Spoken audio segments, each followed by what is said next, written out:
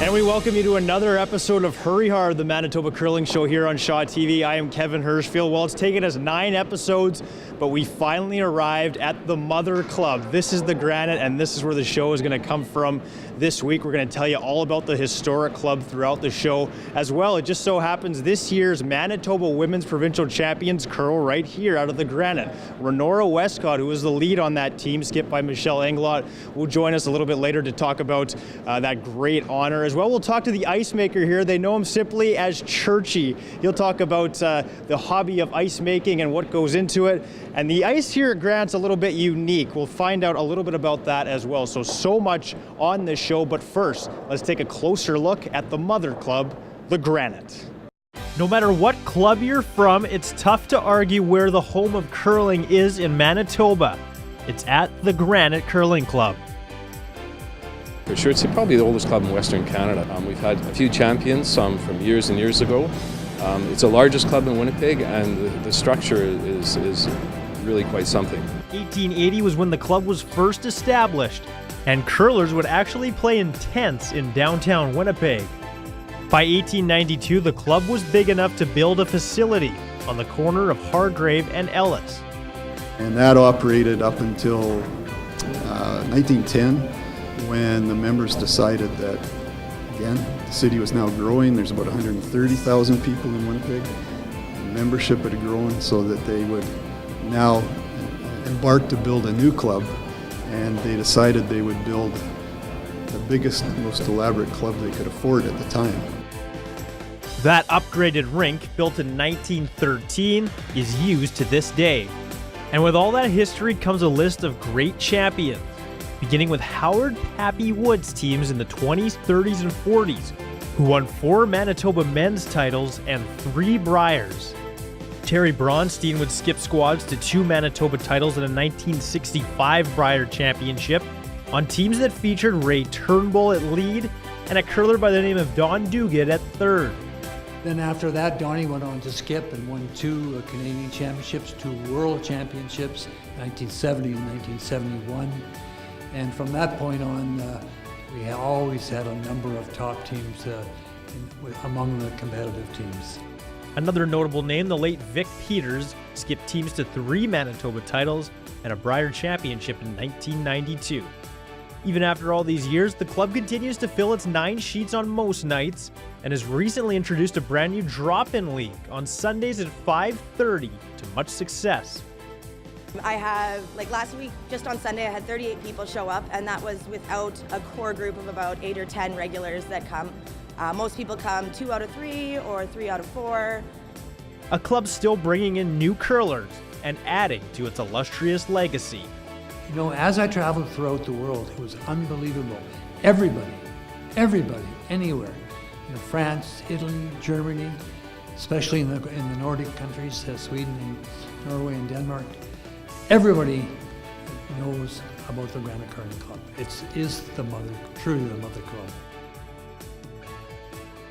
And welcome back to the show. Well, they know him around these parts simply as Churchie. We are now joined by Grant Churchill, the ice maker here at the Granite Curling Club. I'm going to call you Churchie throughout this interview. Is that fine? Everyone does it. Okay, yeah. Well, I'll do it as well. So Churchie, how long have you been making ice for here at the Granite, and how did you get started? This is our 4th year here. And when we came, it was a 9 sheet. Dividers were all in. Just started 8 years ago, I think it was now. This is our 4th year here, and it's the Mother Club. This is the place to be. People say it's the equivalent of cutting grass at Yankee Stadium. Wow, there you go. How did you get into ice making? What kind of got you into this field?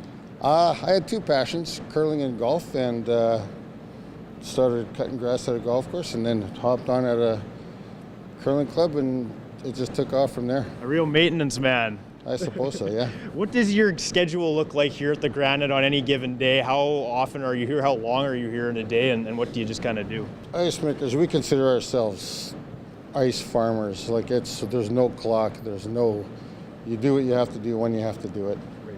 Usually a lot of the work gets done when everyone's home in bed, and there's long hours to it. Everyone sees us just walking backwards and spreading water down, and they think that's it, but there's a lot to it. Well, maybe that leads to my next question. Is there something about ice making you would say that many of us wouldn't think of or wouldn't know when it comes to making ice? The thing I see the most is people don't realize that, like, we're 98.6 degrees, and the ice is anywhere from 21 to 25, so something's got to give. And like, they got their hands and knees down and don't realize they're burning holes into the ice. And then it's my fault, of course, because the rock went completely sideways. I'm guilty of that too, so sorry about that. Not here though. How much has ice making changed over the years, would you say? Has equipment kind of been upgraded? What would you say is the biggest change over the years? Water. Okay. Water and rocks, lights. It's become a precision sport. That's why it's in the Olympics now, and TV's made it great. Right. So it's come a long way. Now the ice here at the Grant's a little unique. There's only dividers on some sheets. Some of these sheets have no dividers in between them, which is pretty rare, I would say. Why did you guys decide to do that, take away some of the dividers? Quite simply, they were rotten. Okay. So we pulled a few out, and the more we pulled, the more we realized they were rotten, and they had to go, and figured we'd go without. We're really the last province to do it. Throughout the country, everyone has no dividers. Right. So we took a lot of heat. The old guys are saying that we're not quite as agile anymore. We can't, when we're throwing a takeout. But by the time the rock gets here, there should be 2 skips and 2 sweepers. So it's really just a visual. Once you start playing, you don't even notice there's no divider. Yeah. And you were doing some volunteering at the recent Scotties Tournament of Hearts, right, which was in an arena. I want to ask you a little bit about making ice in an arena compared to making ice here in a club. What's the biggest difference in doing that?